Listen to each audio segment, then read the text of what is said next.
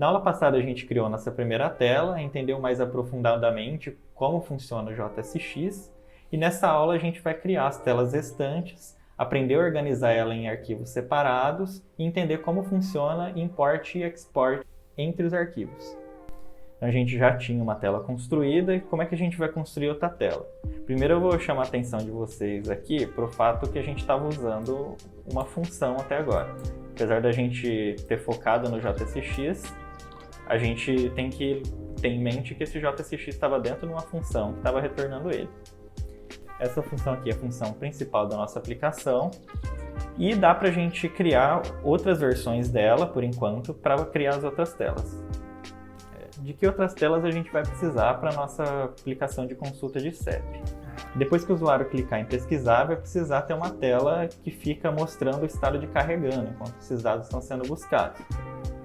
Depois que o resultado chegar, vai ter que ter a tela de resultados, e se acontecer algum erro, vai ter que ter uma tela para mostrar esses erros. Então, basicamente, nesse início, a gente vai precisar de 4 telas. Eu vou extrair a lógica que tinha na função app para essa função pesquisa, copiar o return, copiar o parêntese junto,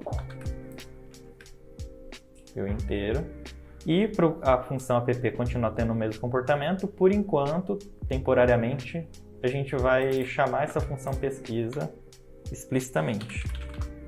Isso não é uma prática comum, é só um passo para depois a gente entender qual que é a maneira usual de fazer isso. A gente garantiu aqui que está tudo acontecendo ainda da mesma maneira que antes.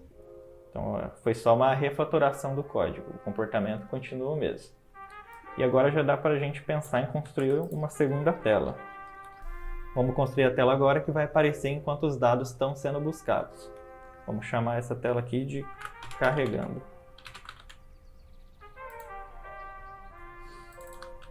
E vou usar essa função no app para mostrar o que está acontecendo.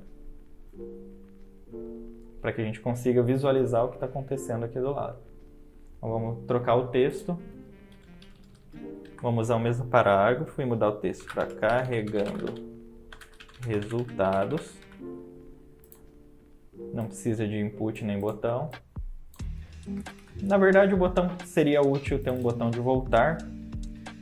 Se os resultados estão demorando bastante tempo, né? Vamos chamar o botão aqui de cancelar. Fica mais clara a intenção. Vou colocar 3 pontos para dar mais a impressão de que está carregando. Então, enquanto estiver carregando os resultados, vai aparecer a mensagem carregando resultados e o botão cancelar para voltar para a tela inicial e fazer uma busca de novo. Vamos criar agora a nossa tela de resultados. Então, lá em cima vamos colocar um parágrafo descrevendo resultados para o CEP. Por enquanto vamos deixar um CEP fixo, porque depois a gente vai entrar nos pontos de como parametrizar e como fazer o valor do CEP chegar aqui. Então vamos deixar um CEP genérico, 16.075, 420, só de exemplo. No final dá para fazer um botão nova consulta. E aqui no meio a gente vai querer colocar os dados. Então, para ficar mais simples, dá para usar parágrafos ainda.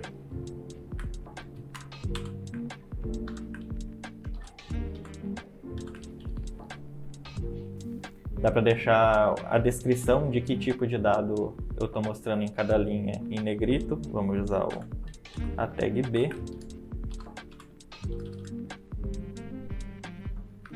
Por exemplo, rua, 2 pontos. E logo em seguida o nome da rua. Então vamos deixar genérico aqui, Rua São Paulo. Depois vamos deixar, por exemplo, cidade. Vou deixar Maringá.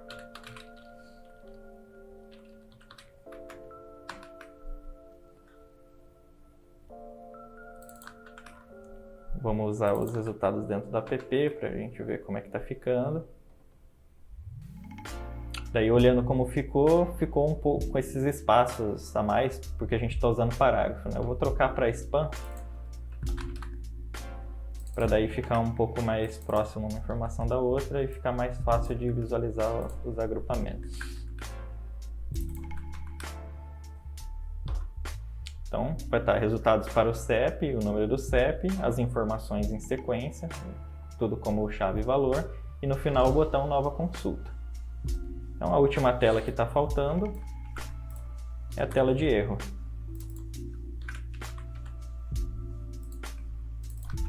Vamos deixar ela para ser mostrada no app. Vamos trocar o texto.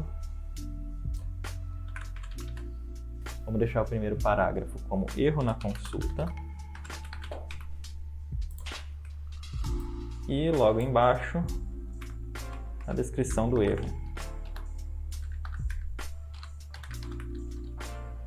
Servidores indisponíveis.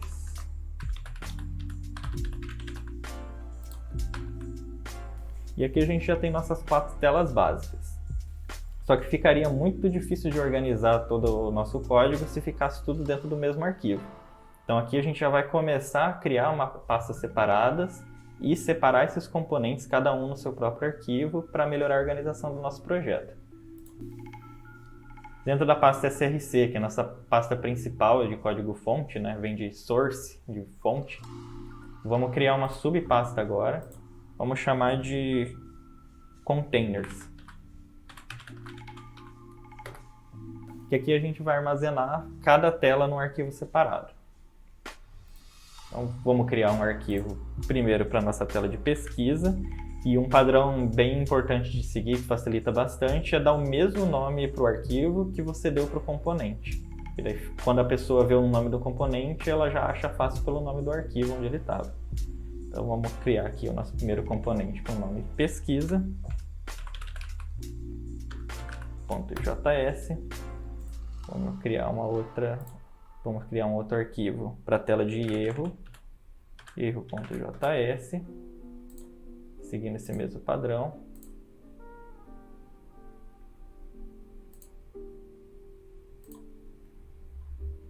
Criar um arquivo carregando.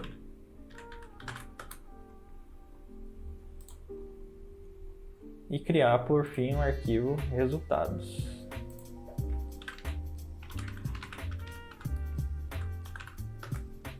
Agora já dá para mover cada função correspondente a uma tela para o seu respectivo arquivo.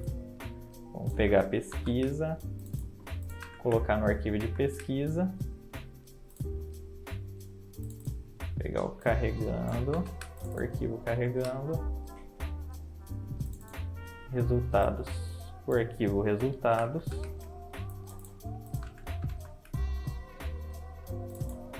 e erros para o arquivo erro.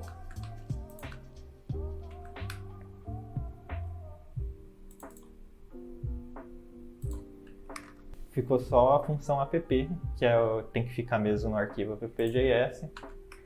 Aqui já deu um erro, porque a gente moveu todo o código para outros arquivos, mas a gente não fez a importação e nem a exportação dos objetos para uma tela conseguir usar as coisas que foram criadas na outra.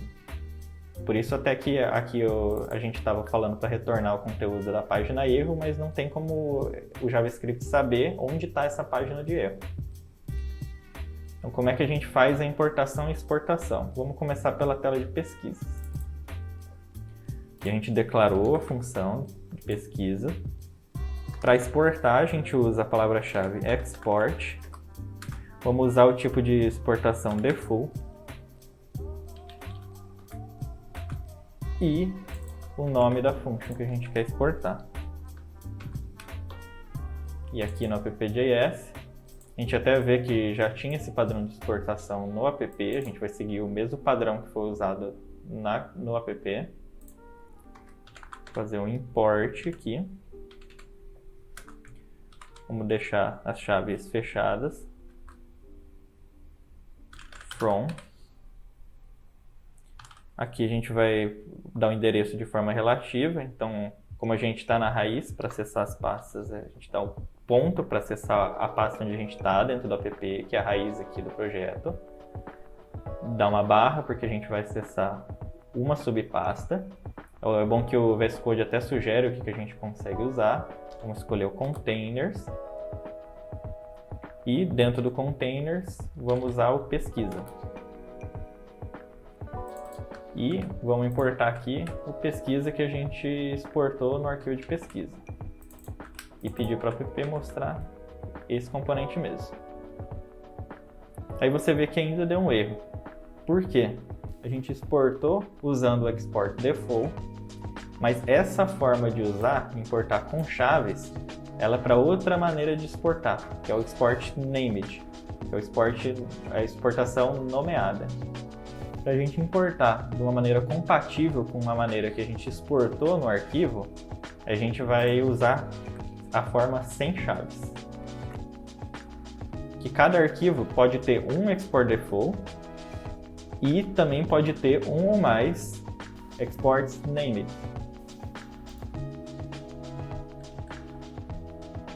Então, como é que ficaria se a gente quisesse ter feito um Export Named, nesse caso do pesquisa? Primeiro, só checando que ainda a aplicação está funcionando normalmente. Vamos para o nosso arquivo de pesquisa. Se a gente, em vez de ter usado o Export Default pesquisa, tivesse exportado aqui, Export Function Pesquisa, aí a exportação teria sido feita a partir do nome pesquisa. Como a exportação dessa maneira fica associada ao nome, a gente consegue importar usando esse nome. Então, nesse caso, a gente importaria usando chaves. Importando dessa forma, como eu exportei da forma compatível, eu exportei como named, então na hora de eu exportar com chaves ele vai funcionar. Qual que é a vantagem de usar um export named? Porque daria para você exportar mais de uma função. Você poderia dar um pesquisa 2 aqui e no app importar ele junto também, tanto pesquisa quanto pesquisa 2. E eu vou mostrar que pesquisa 2 funciona da mesma forma que pesquisa. E atualizei a aplicação, continua funcionando normal. Com o Export Default, não tem como você fazer essa exportação de duas coisas a partir do mesmo arquivo. Porque como o default é o padrão, só pode ter um padrão. Agora, quando você faz um Export Named, dá para ter mais de um export, porque eles podem ser identificados pelo nome.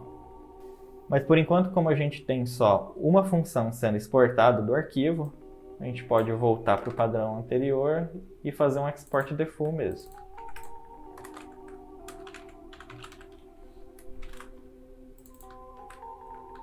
Vou voltar.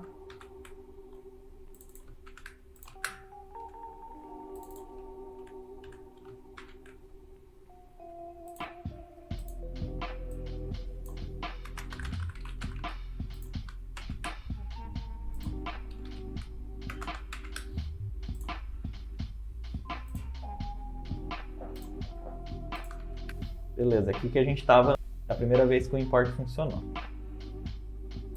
Vamos importar agora as outras telas também.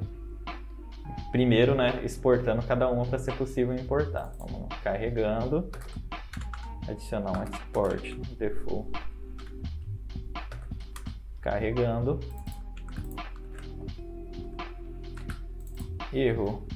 Também fazemos um export default. Erro.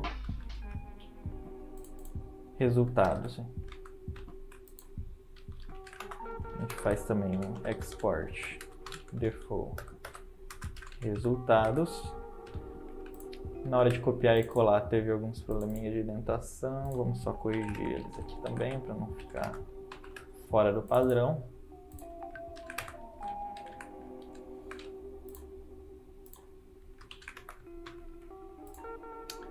Agora dá pra gente importar todos eles no mesmo modelo.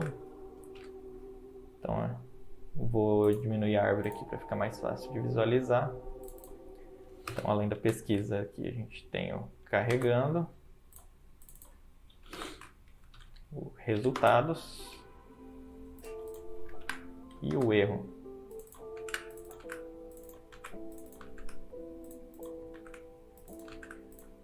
Vamos conferir se cada um continua funcionando, se foi importado corretamente. Carregando. Vamos substituir dentro do app, funcionando normal. Resultados, vamos substituir dentro do app, funcionando normal. Erro, importar no app. Erro, vamos usar no app, funcionando normal também. Então, todas as telas nossas, cada um no seu próprio arquivo, cada uma bem definida e todas estão funcionando. Nessa aula a gente construiu nossas telas, aprendeu a organizar elas dentro de arquivos separados, aprendeu a exportar e importar entre os arquivos, e na próxima aula a gente vai entender o que é um componente e qual é a diferença entre componentes e elementos.